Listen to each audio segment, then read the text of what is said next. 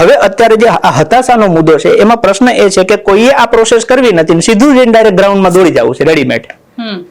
હવે થતું નથી તો સામે સ્વીકારતા નથી. ન થવા પાછળના કારણો કયા જવાબદાર છે? હું કોઈ ગ્રાઉન્ડમાં ગયો નથી, મારા મમ્મી પપ્પાએ કોઈ ધ્યાન નથી આપ્યું, મને કોઈ આ વિશે કઈ ખબર નથી.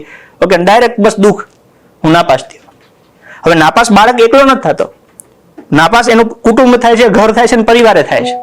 કે હવે સમાજમાં કાલ સવારે અત્યાર સુધી મોટા મોટા ઉપર વાતો કરતા હતા કે મારો છોકરો અધિકારી બની જાય, કેમ કે ઓલો હવામાં જ ગોળીબાર કરતો હતો કે હું ગાંધીનગર ગયો છું ને પીએસઆઈ બની જઈશ ને કોન્સ્ટેબલ બની જઈશ ને ભૂકા બોલાવી દેવાનું છે.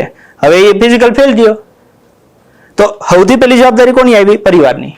કે તમારું છોકરું છે, તમને પહેલા તો એની વાસ્તવિકતા ખબર હોવી જોઈએ કે અમારું છોકરું 5 કિલોમીટર દોડી શકવા સક્ષમ નથી કે 1600 મીટર દોડી શકવા સક્ષમ નથી, તો એને ખોટું સપનું ના દેખાડશો. એને તમે કહો ને બાકીના 17 ફિલ્ડ છે એ સરકારી નોકરી છે.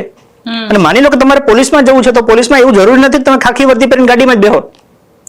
પોલીસમાં ગૃહ ખાતામાં જે ક્લર્કની ભરતી થાય એમાં ગૃહ ખાતું હોય છે, એમાં તે પોલીસમાં જ હોય છે.